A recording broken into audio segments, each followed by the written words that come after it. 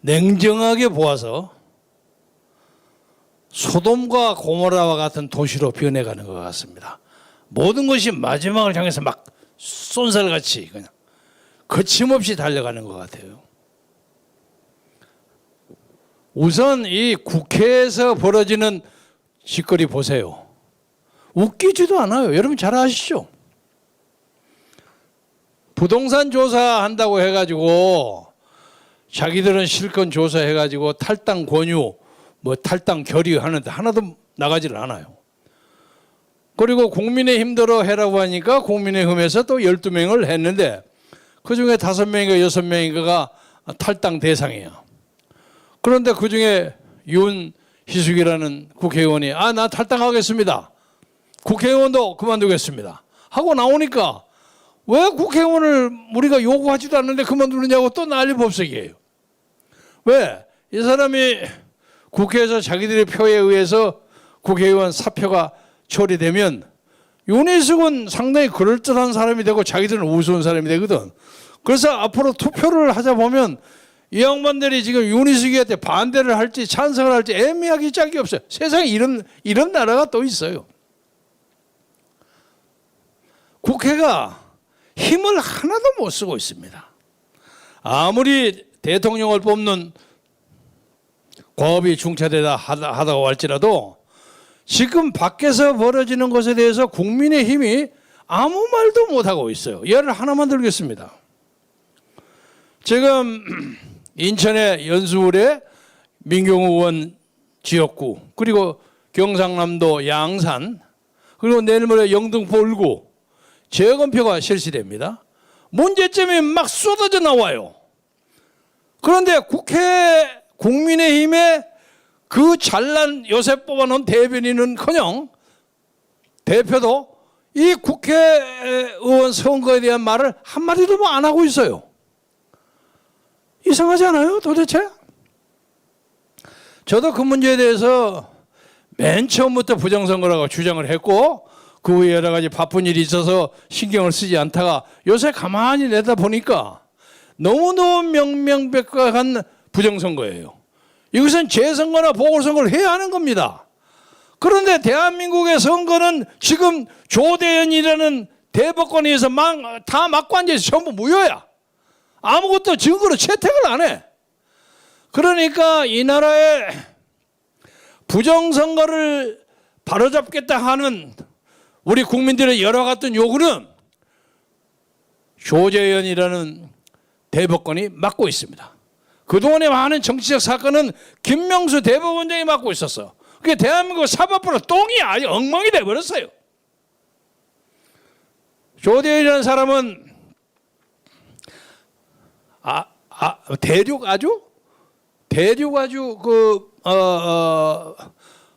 법인으로 변호사로 일을 하다가 확실치는 않습니다만 맞을 겁니다. 문재인 대통령하고 사법시험 동기예요. 그래가지고 제야 있는 변호사가 하루아침에 사법부의 두 번째 자리인 법원 행정처장이 됐어요. 그리고 한 2년인가 되면 그건 물러나야 돼요. 그래서 대법관으로 들어와가지고 지금 모든 부정선거 문제를 그 사람이 관장하고 있어요.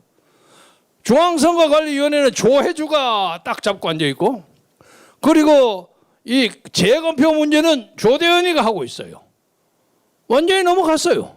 검찰도 다 넘어갔어요.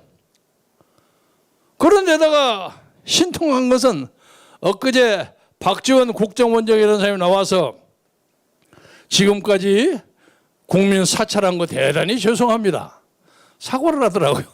어이가 없어요. 난 저 사람 뭘 사과를 하나 하고 들어봤더니 그거예요.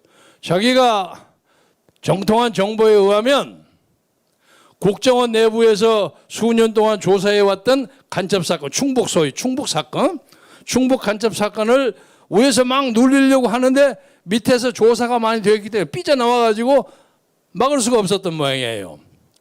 우리도 나름대로 국가정보원 안에 우리에게 정보를 주는 사람들이 상당히 많이 있습니다. 다 알고 있습니다. 그래서 어떤 사람들은 잘못 착각한 것이 박지원이가 이거 간첩 선거를 발표한 거 아니냐? 전혀 아니에요. 막다가 터진 겁니다. 그래서 업무 잘못했다고 해서 잘릴 가능성이 많은데 그래도 박지원 국정원장은 북한에 있는 어떤 사람이 특별하게 강력 추천해서 임명을 했다는 설이 있기 때문에 자르지 못하고 있는 것 같아요. 그래서 나는 처음에 무슨 기자회견 한다고 나와서 해서 간첩 사건 문제에 대해서 이런 문제에 대해서 약간의 그 좀 애매한 것이 있고 해서 국정원장으로서 업무를 소홀하게 해서 죄송합니다 이 얘기하는 줄 알았지. 아니 지가 나와서 지난 몇 대 동안에 거쳤던 무슨 5.18 사건, 세월호 사건, 무슨 사건 전부 국정원이 개입한 걸 대단히 죄송합니다고 옆으로 탁 나와서 절을 하더라고요. 기가 막혀. 세상에 자기 잘못을 따지지 않고 남을 가지고 열심히 얘기해서 자기가 사과를 하는 거예요. 그게야말로 문재인 따라가서 제주에 가서 경찰청장하고 국방부 장관이 4.3 사건 이렇게 해서 죄송합니다 하는 거하고 똑같은 거예요 이게. 그래서 이 나라는 아까도 말씀드렸듯이 법원도 엉망돼 버렸고 국회도 엉망돼 있고 선거관리위원회도 엉망돼 있고 국방부도 엉망이 돼 있고 그리고 국가정보원도 저렇게 엉망이 되어 있어요. 지금 믿을 데가 하나도 없어요. 믿을 데가. 그래서 박지원 정보원장에게 한마디 고언을 하겠어요. 진짜로 국민을 사찰하지 않고 좋은 국가정보원을 운영하겠다고 하면 우선 그 국가정보원 앞에 맨 써 있는 원훈이라는 게 있죠. 국가와 국민을 위한 무한한 헌신? 뭐 그런 게 돼 있죠. 그거 사채나 좀 바꿔요. 신영복이 글씨를 바꾸란 말이야. 그렇다 이 글씨를 갖다가 해놓고 누구 빨갱이 앞제비처럼 그래가지고 무슨 국가원 정보원장을 한다고 낯뜨겁게 나서서 떠들고 있느냐 말이야. 말이 안 됩니다.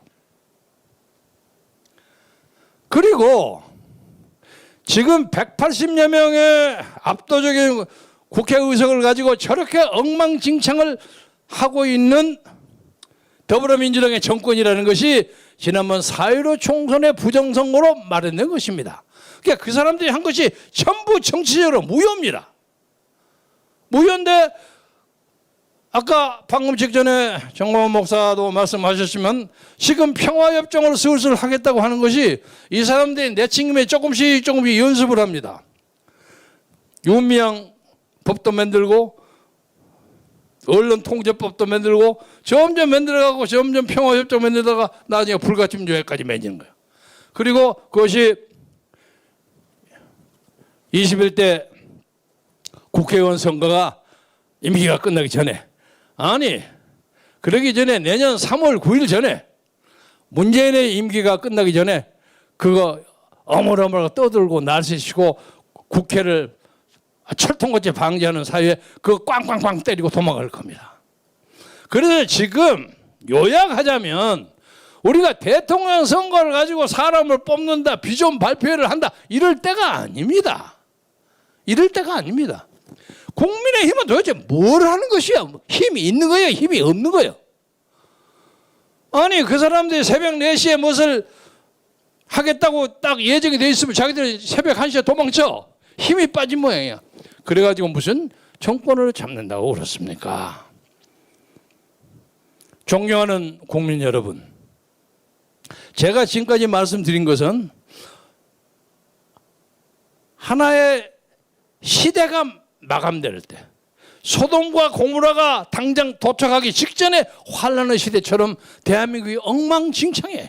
엉망진창이에요. 이것을 막기 위해서는 새로운 세력이 광화문에서 지난 2, 3년 동안 비가 오나 눈이 오나 바람이 부나 한결같이 자유민주주의를 지키고 애썼던 그런 정치 세력이 나와서 이걸 잡지 않으면 누가 잡겠습니까? 생각해보세요. 누가 이걸 잡습니까? 우리도 전부 이거 망하고 아프가니스탄 탈리반에 밀려서 저 도망치고 아비 교환하는 저 아프간 난민처럼 우리도 도망가야 하는 겁니까? 냉정하게 생각해 주시고 우리 국민혁명당의 힘을 부어주십시오. 여러분의 기대에 절대로 벗어나지 않게 마지막까지 우리가 힘있게 책임있게 싸우겠습니다. 이게 지금 누구를 봐주고 자시고 할 때가 아닙니다. 뭐 부동산이 어쩌고 저쩌고 엉망이에요. 엉망이야. 그러니까 이것은 총체적으로 바꾸지 않고는 불가능합니다. 그래서 여러분이 시국의 중대성을 아셔가지고 앞으로 저희들이 하는 일에 잘 지도 편달을 해주시면 여러분 기대에 어긋나지 않게 열심히 노력하겠습니다. 우리에게는 적어도 몇백만의 당원, 사실상 대한민국의 제1당입니다. 현직 의원만 없을 뿐이지. 그래서 누가 합니까? 민경욱 의원이 다시 재투표를 해가지고 보궐선거에 재투표를 해가지고 나오면 또 기분 좋게 우리에게 들어올 수도 있는 것이고, 그래서 우리가 새로운 시대를 여는데 많은 연합군을 만들려고 합니다. 여러분, 재검표는 선거 자체보다 개표보다 더 중요한 것입니다. 신경성 주시고 그것을 노력하는 공병호 박사 그리고 이동환 변호사 관계자 많은 사람에게 격려와 응원을 보내면서 민주주의는 반드시 살아날 것이라는 믿음 속에서 여러분과 공동으로 기약하고 약속하면서 말씀을 마치겠습니다. 대단히 감사합니다. 네, 김경재 의원님.